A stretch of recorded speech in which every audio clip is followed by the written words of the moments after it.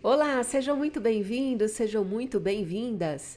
Nós vamos hoje continuar o nosso estudo dos artigos da Lei Geral de Proteção de Dados. Hoje eu tô com uma gripe lascada, então eu vou pedir desculpa a vocês pela minha voz, por tudo, mas se eu não gravar a aula hoje, não vai ter aula no dia e no horário combinado, então antes com gripe do que descumprindo os compromissos, certo? Espero que vocês estejam de acordo. Bom, o tema da nossa aula de hoje ainda é aquela parte de boas práticas, e agora não tanto falando sobre a parte de segurança, mas de governança. Nós vamos entrar nos artigos da lei e eu vou depois explicar um pouquinho para vocês sobre os projetos de implementação também, tá? Então, no artigo 50, nós vemos que a lei menciona que controladores e operadores podem formular regras de boas práticas de governança que estabeleçam condições de organização, regime de funcionamento, procedimentos, reclamações e petições de titulares, normas de segurança, padrões técnicos, obrigações específicas, mecanismos de supervisão e mitigação, e que ao estabelecer essas regras eles devem levar em consideração natureza, escopo, finalidade, probabilidade e gravidade dos riscos em relação aos dados e ao tratamento. Gente, o que é importante a gente tirar dessa parte aqui da LGPD? A Lei de Proteção de Dados deixou essas questões de boas práticas e governança como uma autorregulação de cada uma das empresas. E por que ela usou esse formato? A gente já conversou sobre a grande diferença que tem entre cada um dos negócios que existem. Então é evidente que se eu tiver lá um pequeno negócio, eu sou proprietária de um consultório de, sei lá, massoterapia, né? Sou massagista e tenho lá minha clínicazinha que atende para fazer massoterapia ou podologia, ou sei lá, alguma coisa menor. É óbvio, né, que a governança que tem que existir em relação a dados para esse tipo de negócio é extremamente diferente de uma empresa que usa dado, por exemplo, no coração do seu negócio, um banco, um birô de crédito, um hospital que além de dado trabalha com um monte de dados sensíveis. Então, é impossível, né, que a gente tenha uma regulação só que possa atender a todo tipo de negócio, com toda a estrutura que pode existir no universo, no que diz respeito às operações de tratamento. Por esse motivo, cada um de nós, dentro dos nossos negócios, vai ter que dar uma olhadinha para dentro de casa e entender o que é o mínimo que se precisa para estar em conformidade com essas regulamentações de privacidade. A lei, assim como as normativas da Autoridade Nacional de Proteção de Dados, elas não vão ser genéricas para todo mundo. Elas vão dar aqui umas diretrizes do mínimo que você precisa ter e o resto você tem que avaliar dentro do teu negócio qual que vai ser a necessidade, aquilo tudo que você vai precisar fazer para você poder realmente entregar uma situação de regularidade, de conformidade, tá? Então é muito importante a gente saber que cada projeto, cada processo, cada coisa que a gente faz é um universo totalmente diferente e aquela situação concreta precisa ser entendida e a própria lei está deixando isso muito claro, tá? No parágrafo 2º, ela vai dizer aqui que na aplicação dos princípios lá do artigo 6º, né, boa-fé, segurança e prevenção, observando a estrutura, escala, volume, sensibilidade e probabilidade e gravidade, o controlador pode implementar um programa de governança de privacidade que contenha no mínimo. E aí ele elenca aqui, né, as alíneas de A a H. Eu gosto sempre de deixar registrado nessa parte do curso tudo que está escrito na lei, porque eu quero manter esse tracking, eu quero depois nós vamos nos aprofundar em outros temas, mas eu quero, pela lógica que eu criei para dar essas aulas, passar por todos os artigos, então eu vou deixá-los aqui declarados, mas aqui, como são muitas alíneas, eu fiz um resuminho no próximo quadro aqui, para a gente ver o que está falando na lei. Então, o que a lei está falando? A lei está falando que os objetivos de um programa de governança são, basicamente, demonstrar um comprometimento com o titular de dado, ter transparência e adesão às regras, né, de conformidade ou compliance, que é uma palavra que todo mundo também fala, compliance à LGPD, que nada mais é do que você estar conforme, você cumprir as regras da lei e estabelecer uma relação de confiança com os titulares de dados. Isso é tudo que está escrito lá naquele artigo anterior que eu fiz um resumo. Adaptado ao quê? Estrutura, escala, volume e sensibilidade dos dados. Porque conforme cada um desses itens aqui, o seu programa vai ser diferente. Se você tiver uma estrutura maior, uma escala muito grande, um volume, a maioria dos dados que você tratar são dados sensíveis, tudo isso precisa ser levado em consideração para um projeto maior ou menor, tá? E aí, falando um pouco das medidas e políticas, o que a lei está dizendo? Olha, a empresa precisa ter seguranças e medidas de controle, resposta a incidentes, um lugar ali onde o titular possa realizar o exercício dos seus direitos. É preciso prover o relatório de impacto à proteção de dados, é preciso ter sistemas de monitoração e revisão periódicas e treinamento e conscientização. Então, aqui nós temos, pelo texto da lei, um mínimo do que se precisa para a gente ter um programa de conformidade com a lei de proteção de dados, tá? Seguindo ainda no artigo 50, o inciso 2 diz que nós precisamos demonstrar a efetividade do seu programa, em especial para a NPD ou a entidade responsável por promover o cumprimento da lei. Isso é aquela máxima que o povo sempre fala, vocês devem ter escutado já, né? Você precisa estar em conformidade, compliance, e precisa ser capaz de demonstrar. Ou seja, quando chegar lá na sua empresa, alguém da Autoridade Nacional de Proteção de Dados, questionando se vocês estão em conformidade, se fizeram algum projeto, fizeram alguma adequação, tem alguma coisinha em andamento, é preciso que vocês tenham meios, né? Todos nós tenhamos meios de demonstrar isso para a autoridade. Através de uma série de instrumentos a gente vai poder provar isso. Eu vou mostrar aqui para vocês o que eu, Simone, reputo como o mínimo que a gente precisa ter.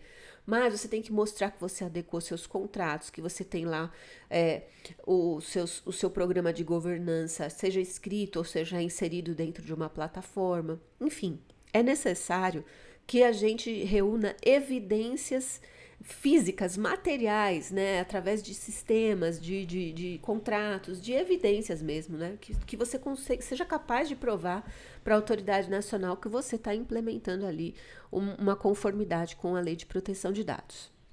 As regras de boas práticas e governanças devem ser publicadas e atualizadas periodicamente e poderão ser reconhecidas e divulgadas pela NPD. Então, se você tem lá um portal, um site, é interessante que você publique as suas práticas e atualize constantemente para que a empresa divulgue, né, essas boas práticas, para que os titulares de dados que têm relação com a empresa saibam e para que, se um dia a autoridade nacional venha a questionar a empresa, a gente também tem ali uma evidência de que estamos fazendo isso.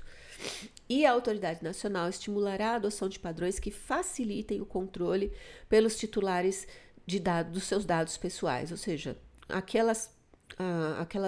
os direitos que estão definidos ali pela lei, ela vai exigir que as empresas facilitem para os titulares de dados o acesso a esses direitos e provavelmente ela vai regulamentar também essas questões de governança, vai vir aí algumas normas regulamentadoras do que a autoridade nacional entende que é o mínimo que uma empresa precisa ter para estar em conformidade, tá?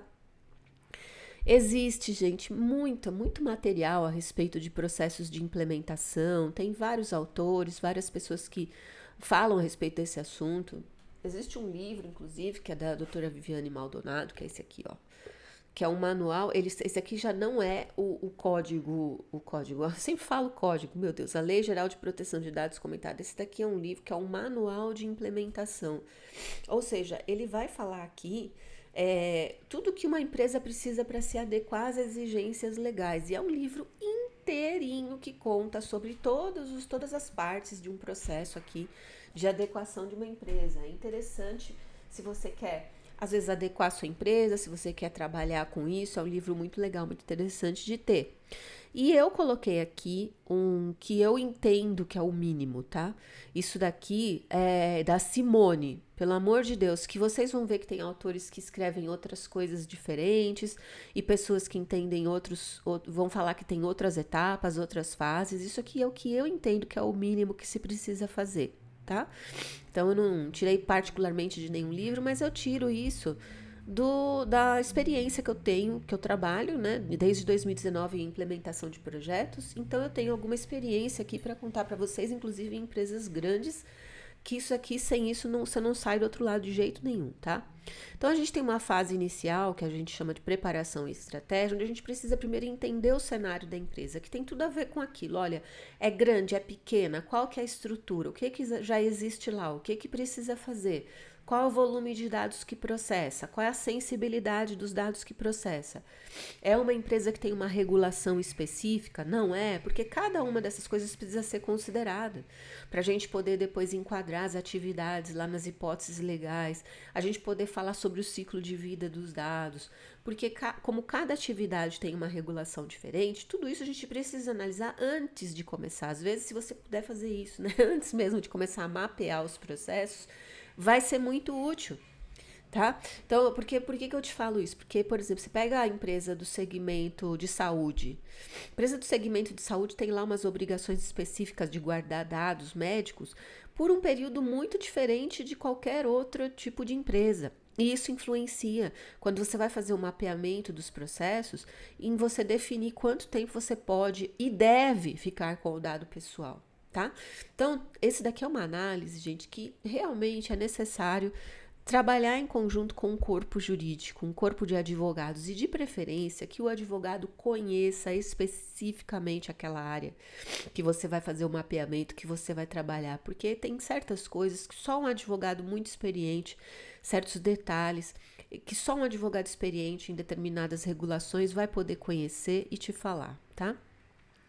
Depois disso, a conscientização é um dos grandes pilares, porque não adianta, a gente vai fazer um mega projeto maravilhoso, vai colocar tudo, né? Vai criar processo, vai comprar ferramenta, vai fazer uma mega operação lá, só que ninguém sabe na empresa, ninguém tem a menor ideia do que está acontecendo, do que afinal é Lei Geral de Proteção de Dados, e aí, por exemplo, na área hospitalar você faz lá um mega projetão e as pessoas largam o prontuário médico dos pacientes em cima da mesa para qualquer pessoa ver, abre exame de outra pessoa na frente de uma, enfim, são essas coisas que nós, enquanto seres humanos, fazemos e que todo mundo na empresa precisa estar consciente do que é um projeto de adequação. Porque desde a pessoa que está lá no comitê de privacidade até a pessoa que vai fazer o cadastro da sua entrada no prédio, se não houver uma consciência geral, acaba que a coisa não funciona. A gente acaba tendo incidentes que implicam aí, às vezes, em violações de dados pessoais, justamente porque as pessoas não sabem o que está acontecendo. Então, conscientização é um dos pilares. Assim, depois da estratégia, a primeira coisa é começar esses programas, né, workshops e palestras e reuniões e trazer todo mundo, e quem não puder comparecer, deixar gravado lá numa plataforma da empresa para que todo mundo possa assistir e pelo menos saber o que é que está acontecendo dentro da empresa. Isso é fundamental. Aí nós entramos nessa parte de políticas, procedimentos e documentos. Os contratos precisam ser revisados, inclusive os contratos internos com os colaboradores, que precisam agora estar informados e assinar lá as cláusulas que se comprometem a respeitar a privacidade dos titulares de dados, os nossos contratos com terceiros, né, as empresas com as quais a gente vai compartilhar, os termos de uso, de site, enfim, termos de consentimento, às vezes, para receber newsletter, as políticas de segurança e privacidade, tem um monte de documento que precisa ser revisado. E aqui também é outro ponto, a gente precisa dos advogados para fazer esse trabalho, nessa parte da consultoria. Não tentem fazer isso por conta própria, sem uma assessoria jurídica. Não comprem modelos prontos. Não façam isso em nome de Jesus. Porque cada caso é um caso, cada empresa é uma empresa, cada cliente é um, e vocês compram um modelo que às vezes nem se aplica ao que está acontecendo na operação de vocês. E você, entre usar um modelo e você mesmo escrever alguma coisa ali daquilo que você entende, é menos pior isso, porque pelo menos você sabe o que você está fazendo. Mas existem aí advogados que, né, possuem escritórios menores, e se você for uma empresa menor que não possa contratar uma grande consultoria, um grande escritório, contrata um escritório menor pelo menos para revisar os teus documentos, tá? Isso aqui é um exemplo muito, assim, emblemático do barato que sai caro quando a gente resolve fazer isso com as próprias mãos, tá? A parte de governança significa que todas as atividades e processos da empresa que versam sobre tratamento de dados precisam ser controlados. Isso às vezes é controlado de uma maneira mais manual, mas eu, por exemplo, na minha empresa, nos meus projetos e na minha empresa, eu contratei plataforma de governança de privacidade, onde fica lá concentrado tudo o que diz respeito à operação de privacidade na minha empresa. Então lá eu tenho todos os meus contratos, todos os meus processos, todos os meus terceiros cadastrados, todo o meu inventário de sistemas, bancos de dados e aplicações aonde eu processo dado pessoal, todas as minhas políticas, tudo concentrado em um único lugar. É possível fazer isto sem uma plataforma de governança? É possível, mas o controle é muito mais difícil, a revalidação desses documentos é mais complexa, o seu relacionamento com terceiras partes é muito mais complicado, porque aqui você manda um link para a empresa para atualizar uma informação ou para pedir uma evidência e fica tudo guardado dentro de uma mesma plataforma. Mas, fundamentalmente, se você não quiser contratar ou não puder contratar uma plataforma de governança, você tem que ter mapeados os seus processos, os seus ativos, todo o seu inventário de sistemas e aplicações onde você mantém dado pessoal, todo o tempo de vida que você vai manter aquele dado, as hipóteses legais em que você fundamentou. Às vezes tem empresas que fazem tudo isso em planilhas de Excel e guardam lá dentro de uma pasta compartilhada. Então, assim, existem meios e meios de fazer esse processo de governança. A minha empresa trabalha com plataformas e também implementa essas plataformas nos clientes. O nosso entendimento, o meu entendimento, é de que é a forma melhor e mais eficiente para a gente controlar a governança de privacidade nas empresas. Aqui, gente, é importante dizer a vocês assim, cada um desses itenzinhos aqui, ele se abre em um monte de outras coisas. Eu estou falando só o que é básico aqui, depois nós vamos ter que abrir, eu vou ter que explicar para vocês tudo o que acontece dentro de preparação, tudo o que acontece em conscientização, em políticas, em governança. Aqui eu tô só dando uma geral para vocês do que é, tá? Na parte de segurança, implementar segurança, tá, né, como, por exemplo, gestão de vulnerabilidade, resposta a incidente, plano de continuidade de negócios, parte de proteção de dados, também é um campo que precisa ser analisado o tamanho da empresa, o caso a caso. Por quê? É aquilo lá, conforme a complexidade do teu ambiente, volume e tudo mais, as medidas de segurança precisam ser mais ou menos, né, ou menores. Uma empresa de segurança precisa ajudá-los nessa trilha aqui. E avaliação e melhoria contínua. Não é que você faz o projeto lá de adequação e nunca mais você olha para a parte de privacidade. Ao contrário, isso daqui é um processo contínuo que precisa ser metrificado, né? Precisa ser criadas métricas, ele precisa ser reavaliado de forma constante, no mínimo uma vez por ano. Se tiver condições, uma auditoria externa, olhar o que está acontecendo lá dentro da empresa, para ajudar que a gente realmente faça um trabalho muito bem feitinho no que diz respeito aqui à parte de governança. E a dúvida, né? Bom, a gente já olhou nas aulas anteriores que atualmente a Autoridade Nacional de Proteção de Dados determinou que toda empresa deve ter lá um encarregado de proteção de dados. Isso pode ser cumprido através da nomeação de uma pessoa que já é interna da empresa, ou através da contratação de um serviço de DPO as a Service. Se nenhuma dessas coisas for viável, minha sugestão é criar um comitê de privacidade e proteção de dados para que todo mundo na empresa possa se engajar nessa empreitada. Não é uma tarefa fácil implementar um programa de governança de privacidade para atender lei de proteção de dados. Ela sempre será uma tarefa que envolve vários departamentos de uma maneira multidisciplinar. Se você tiver condições de contratar uma pessoa com a especialização de DPO, né, que tenha as certificações necessárias, que tenha alguma experiência nessa área, ou mesmo contratar como um serviço, todas aquelas coisinhas que a gente viu aqui no slide anterior, essa pessoa vai ajudar você, né, a empresa, a fazer uma implementação melhor.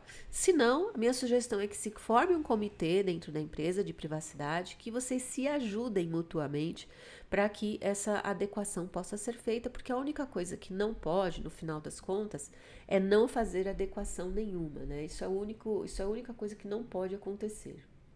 E como sempre, gente, eu gosto de trazer para vocês tudo que existe de material, assim, gratuito no universo. E existe esse paper aqui do Centro de Direito, Internet e Sociedade, o CEDIS, e ele está falando aqui a respeito de um framework do CIPL. Ele tem muito conteúdo, gente, muito conteúdo. É um material super extenso que fala aqui sobre implementação e regulamentação efetiva sob a nova Lei de Proteção de Dados. E aí ele dá de maneira gratuita, é um material de setembro de 2020, ele não é tão novo, mas ele está válido. Eu dei uma lida nele aqui de novo, que eu tinha lido isso aqui já no ano passado. Então tá vendo, olha que legal.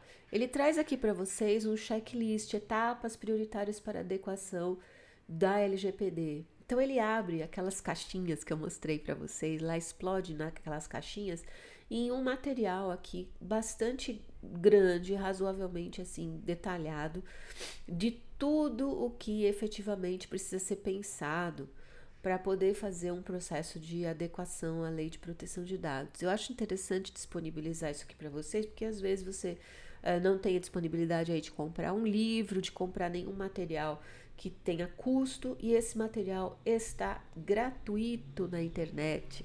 A internet, quando bem utilizada, é um negócio maravilhoso, né, gente? Como nos ajuda aí para a gente poder fazer tudo praticamente que a gente precisa. Então eu vou colocar aqui na descrição do vídeo o link para vocês acessarem também esse material que está escrito. E, lógico, eu estou aqui detalhando artigo por artigo da Lei Geral de Proteção de Dados, mas aqui assunto de privacidade, gente, não acaba nunca mais. E depois que a gente terminar a lei, eu vou entrar em detalhes com vocês sobre como que funcionam os processos de implementação. Quero mostrar para vocês essas ferramentas de governança de privacidade, para que vocês olhem e vejam se faz sentido, se não faz para o negócio de vocês. Quero dar um treinamento básico de Lei Geral de Proteção de Dados para quem não pode contratar uma empresa fazer o treinamento, mas vocês dão um play aí, pede para os seus colaboradores assistir. Tenho grandes planos para a gente aqui depois que nós terminarmos a Lei de Proteção de Dados. Tá bom? Então, se vocês estão gostando do meu conteúdo e tudo que eu estou apresentando aqui, por favor, deixa um like nesse vídeo, compartilha com o maior número possível de pessoas para que todo mundo possa ficar sabendo disso, e se inscreve no canal, porque toda quinta-feira, com gripe ou sem gripe, às 18h30 nós temos aula. Muito obrigada por estar comigo, um beijo enorme para vocês e até o próximo vídeo.